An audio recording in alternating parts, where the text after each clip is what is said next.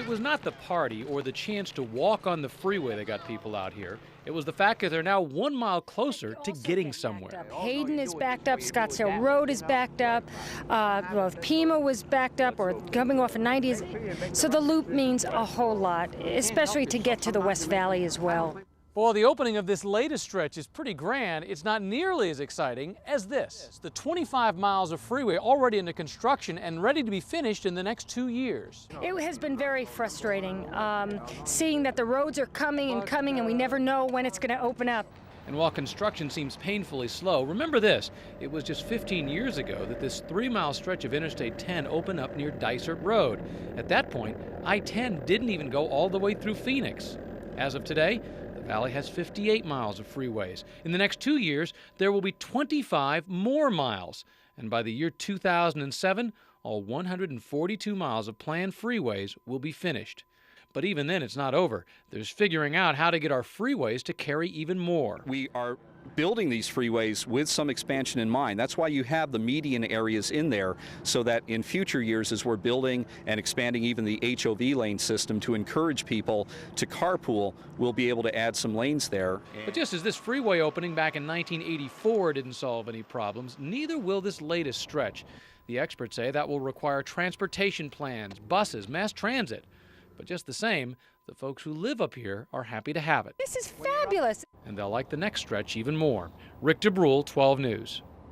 We did a socioeconomic survey of these same people and found that most people equated health and vitality in the landscape with green and growing. So we water, even though these plants don't need as much as a green lawn. And guess what? Those desert plants soak it in. A desert plant survives on its ability to harvest moisture when it's available, which is very infrequently. So when it does rain, that plant has got to use it. Unfortunately, in the urban landscape, it effectively rains every 3 or 4 days when we irrigate. So these plants are just very good at it and just go gangbusters and grow. So you need to adjust more than just your watering. You need to adjust the way you look at the plants. But there may be times of the year when these plants are not lush and green. But that's okay. That's okay. And so it may be just, you got to change your way of thinking a little bit. God, I know. I was like, Gina Cacciaro and Eleanor Collada really wanted to be somewhere else today. They wanted to be here. I was supposed to be in New York on my 18th birthday. We were supposed to go see Rosie. She's like my idol. I love her. Gina and other members of the Horizon High School Drama Club say they each paid $500 to this man, Daniel Thomas. Although he once served time for a DUI, there was no sign that he wasn't perfectly legitimate. He showed up, he offered us this great trip, and then all of a sudden he disappeared, and so did our money. We found out that the deposits were never made and the hotel reservations were never made. Open up your mind. There were also supposed to be Broadway show tickets for students from 4 different high schools. More than $25,000 was handed over. And then there's the luggage and the clothes the kids bought. It's very disappointing. I feel very betrayed because we trusted him with our money and we were very loyal to his demands. So there's no Phantom and no Rosie, and right now, no Daniel Thomas. But there is a lesson. Just watch out for who you hand your trust over to. Not to mention your money. Rick DeBruhl, 12 News. Now it's good for your next Flagstaff trip, right? We are the party of Ronald Reagan, not Pat Robertson. We are the party. It may have gotten applause before yesterday's audience, but McCain's comments about Pat Robertson have a lot of fundamental Christians here in the Valley questioning McCain. It just seems to me that you wouldn't want to fight with them. You'd want their support. Don Enevolton is a pastor at the Living World Bible Church in Mesa. You start to sound like somebody who's just anti-religion. It's very hard to make those kind of distinctions without sounding like you're just down on the Bible, down on the fundamentalism. I don't think that's what he's saying.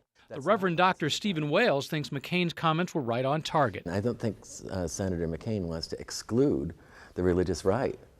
I think what he wants to say is that the religious right is trying to exclude others, and we can't have that. It concerns me because if he becomes president, then is he still going to react the same way to those same people? Because there's a very large number of people in this country that he is alienating by the way that he's confronting Pat Robertson. It's possible that he made a mistake, but if he goes down for this, I think that time will honor him. Whether it's a mountain lion or a bear, it's feeling the effects of the drought. You've got extremely dry habitat conditions that are leading to really bad fire conditions. That also means for the wildlife out there, there's not a lot of groceries, not a lot of things to eat. That means they're coming more and more closer to human habitations, to things like campgrounds. And while it may be amusing to sit at your home and watch pictures of bear on someone else's porch, it shows a serious problem. That bear isn't afraid of humans. That means that's a dangerous animal, real dangerous animal. And the fire is going to cause a problem for wildlife as well. Now the fire itself is actually displacing wildlife. It may not kill a lot of wildlife, but it'll displace them. Which means this mountain lion is going to go searching for new food, pushing closer to people. To the point that that nice, healthy fear lions normally have of humans may not have been there. And whether it's in the forest or someone's backyard, it's dangerous. We are expecting bad year. And they flood the field every Saturday. So I figured, why not? They went there last Saturday. You know, it's a school, it's safe. But Paula Luna discovered that flooded schoolyard was anything but safe. Her son, 11-year-old Benjamin, was playing with his brother when Benjamin got stuck in the pipe, apparently swept in by the water. I knew he was trying to get away. I grabbed his hand and it slipped right out. They were working on him, but when I seen him, I knew. What happened here has left her both sad and angry. If there's a hole that a ball could fit through, you know, balls are about the size of children's heads. If a ball could fit through the hole, a child could fit through the hole. Which is why she wants to see grates put on irrigation pipes like this one to keep kids out. I like to see something over those, all of them, not just at the school where he lost his life.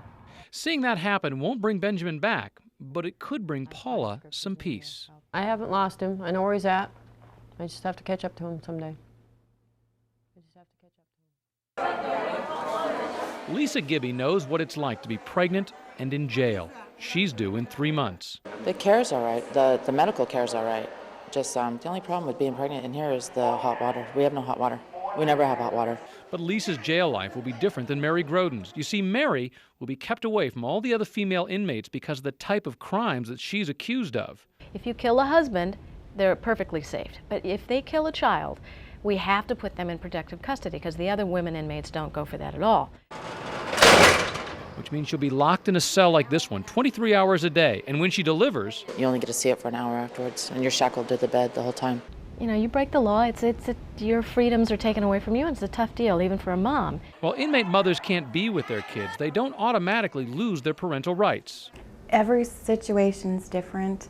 And the charges of murder and abuse that Mary Groden faces will decide her newborn child's fate. We can sever parental rights when a parent has been convicted of seriously injuring or causing the death of their child.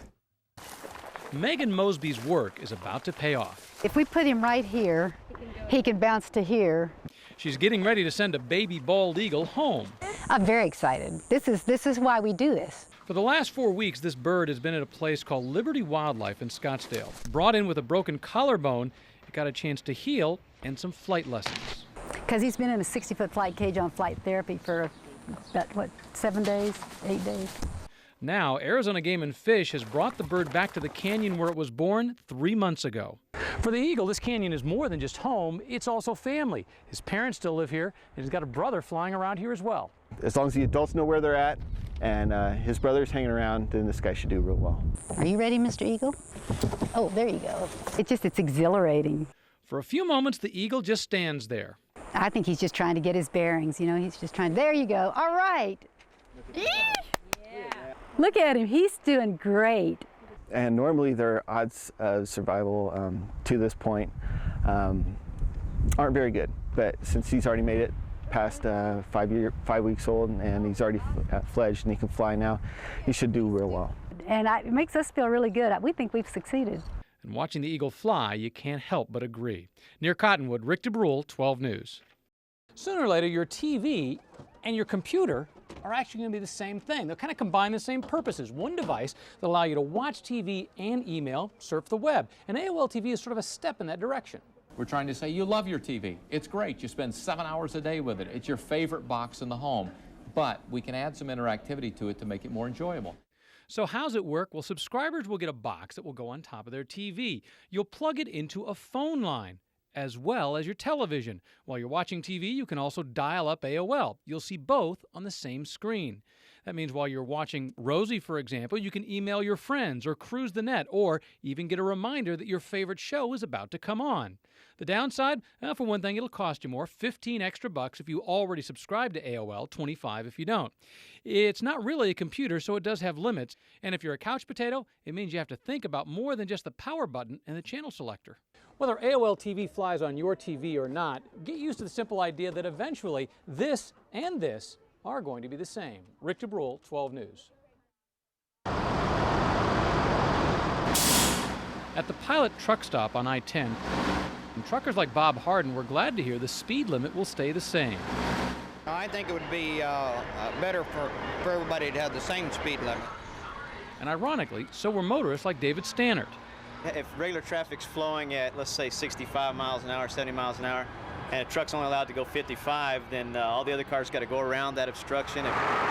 And the Department of Transportation says that can actually cause even more accidents. Truckers like Tony Wood say it's already a problem in other states that have different speed limits for trucks. Michigan, for one thing, Ohio, Texas, they just now changed. They used to be real bad, but they changed now. It's pretty good. In other states that have that, the rear-end collisions are a lot higher because people come swooping down through there and smack into the back of a truck that's poking along, you know. Both truckers and motorists say safety isn't a matter of speed, but courtesy. It goes both ways. I think the trucks think they own the road, and the four-wheelers think they own the road. And for now, at least, they will all drive the same speed. Rick DeBruhl, 12 News. Pull out the yellow bag. I've got everything I need in this bag to treat a child of that weight. Paramedic Tim Gift has all the best tools. This is the best stuff money can buy. On any drowning call, he is ready to save a child's life. But the reality is, once the firehouse door starts to go up and one of these trucks starts to pull out, there's only so much all that technology they have can do. 4 times this year, Tim's gone on drowning calls where the child didn't survive. There's a special tone that they use for drowning, so instantly everybody's pulse rate jumps. Code 3 response. You've heard the 911 tapes, the hysterical screaming, the panic. 9 times out of 10, that's what we find when we get there. Oh, please, God help me. Is the baby there with you? We walk into a crazy, chaotic, hysterical, loud scene. Just parents just crazy at their wits' end, just screaming, do something, help my child. You find a cold, limp, pale child, looks nothing like all the pictures. That's probably what gets me, is to, as I'm working on this child, looking around a little bit and seeing the pictures on the wall and on the mantle in the living room of what this child was like 10 minutes ago, 20 minutes ago. And, you know, now I have this. And each drowning shares one thing. The common thread just seems to be just lack of supervision of the kids, not knowing where the kids are. Tim is past anger. The only thing left now is frustration. I don't know if it's that there's so many pools out here and everybody's got a pool, and yeah, we've been hearing this for years, just a few seconds, 2 seconds is too long, pick the slogan of your choice. It's just kind of become background noise. 10 child drownings in Phoenix this year, 4 on his shift. Leaves Tim with no answer, no real solution to stop it. Just a question. Do you know where your kids are right this second? Which is perhaps the only solution. Rick DeBruhl, 12 News. 7 at window number 12. It was all pretty simple. People would walk into an MVD office, go up to the right teller, and give any fake name they want, and get a license. Undercover officers were able to purchase for prices ranging from $1,250 to $1,500 apiece, false driver's licenses.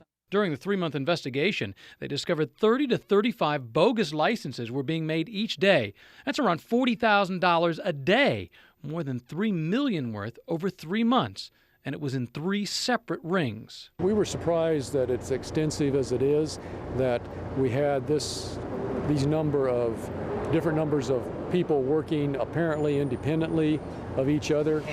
The licenses sold over the MVD counter are bogus, but they're not counterfeit. They're the real thing. so MVD is searching every license ever done by the employees involved. And we'll be able to tell which licenses were valid and which licenses were bogus. And as we identify those licenses that were bad, we'll cancel them on the system. And it was more than just the licenses being sold. We also have information that some of the individuals involved were washing driver's records. What that means is getting into the computers and cleaning up driver's license records and other materials. When Richard Nixon lost to John F. Kennedy in 1960, it was by the narrowest of margins. There were those of us, and I was one of them, who said, "Oh, come on, Dick Nixon." John Rhodes was a congressman back then. He was pushing Nixon to demand a recount. So you were one of those saying, recount. Yeah, I sure was. And yet he chose not to. That's true. And he was right. He was absolutely right. Although years later, Rhodes eventually advised then-President Nixon it was time to resign, he still respects the decision Nixon made in 1960. If you go back to 1960, stability of our union was a very important thing. People like John Obermeyer agree that back then a recount wasn't the best thing. I think he did the right thing by not asking. But not everyone agrees, including his wife Alice. I think he should have. I think if it was that close, I think he should have. What about today? If they're going to recount the votes for Al Gore, then they need to go back and recount the votes for George Bush. There were 4 or 5 states that were very close. And Rhodes' advice for Al Gore? Do just what he's doing. Just wait and see what happens. Second reading of bills. This is the seat that Jeff Grosscost resigned. Jim Wires is now the Speaker of the House. But this is the seat that Grosscost did not resign. He is still the state representative for District 30. He has not been here, as far as I know. Now, I haven't checked actually the clerk's records, but I haven't seen him here since we began this special session. Grosscost, seen here before the alternative fuel bill became a fiasco, is officially excused, meaning that he's given the Speaker a reason for his absence. I think that's a rather unusual that he's not here to try to fix it, considering he's the one who pushed this through. But there are other lawmakers who say a missing Grosscost may not be hurting, but helping the process. It's not a problem that he's not here. I think the way the media has gone, it is better that he's not here because the media would focus on Jeff Grosscost instead of solving the problem. Even though Grosscost will only be a state rep for 6 more weeks, he must still face a House Ethics Committee for his role in this mess. He's still a member of this body. I wouldn't want to see it swept under the carpet just because his time in office is running out. All right, yesterday the stock market was down here and people were scared. But today, we'll take a look. The stock market is up here and folks are rejoicing. But when it comes to things like your 401k and retirement, well, you need to forget both the highs and the lows and just hang in there. Remember Jimmy Stewart in It's a Wonderful Life? Now, we can get through this thing all right. We've got to stick together, though. He was trying to preach the gospel of stay calm. Can't you understand what's happening here? Don't you see what's happening? Potter isn't selling, Potter's buying. And why? Because we're panicky and he's not, that's why. And any good financial advisor will tell you the same thing today. But the most important thing is don't panic. Don't look at what the stock market's doing to your 401k like Godzilla is wreaking havoc. Stop running and take a look around. See how that 401k money is invested. Spread it around, and if you spread it around, you're going to be fine over a period of time. You don't want 100% of your money in tech stocks, and you don't want 100% of your money in money market. So yes, it may look like the end, but when the dust clears and the monster of the moment moves on, you might discover that your 401k is just fine. And here's something else to think about. This is where the stock market was back in the 1930s, and this is where it is today. In between, there were a lot of dips, highs and lows, but really it's just a long, steady climb that rewards the patient investor. Rick DeBruhl, 12 News. Somewhere out there is $10,000. We're doing a treasure hunt. Excellent. The idea was to hide some money somewhere in town, but the only place we could get the clues was on the website. Exciting. The whole thing is called X marks the spot, so every clue has an X in it. How exotic. And the good news is you don't have to trek through some jungle or climb a mountain in Nepal to find this particular $10,000. In fact, Rich says that he's actually tested the clues on 3 different people, and they were each able to find the $10,000 somewhere in the valley.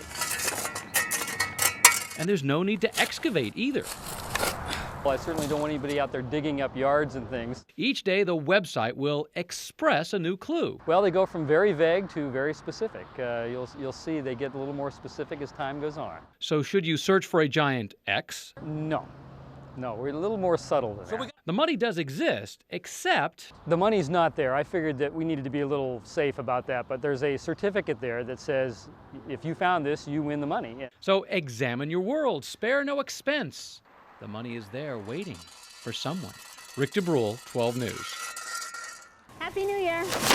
A few people are stocking up for Y2K. Mike McPartling is buying last-minute items to add to his stash of food at home. Abundance of toilet paper, abundance of cat food, abundance of kitty litter, things you don't normally think about until the last minute. When you're sitting there, or the cat is running between your legs screaming at you. Teresa Juarez just bought the last of her 30 gallons of water. Nervous. Yeah, I don't know what's going to happen, and I want to be prepared. But for most folks at this ABCO, it's just another shopping day. Cornelius James says no one needs to worry. It's basically a sense of precondition hype, and it helps you to sell, but everyone knows that it's just not going to happen. Even the cashiers say there's nothing unusual about today. Maybe secretly they're buying. I haven't seen anybody buy a bunch of anything. Except maybe. Yay, lots of beer. Lots of beer.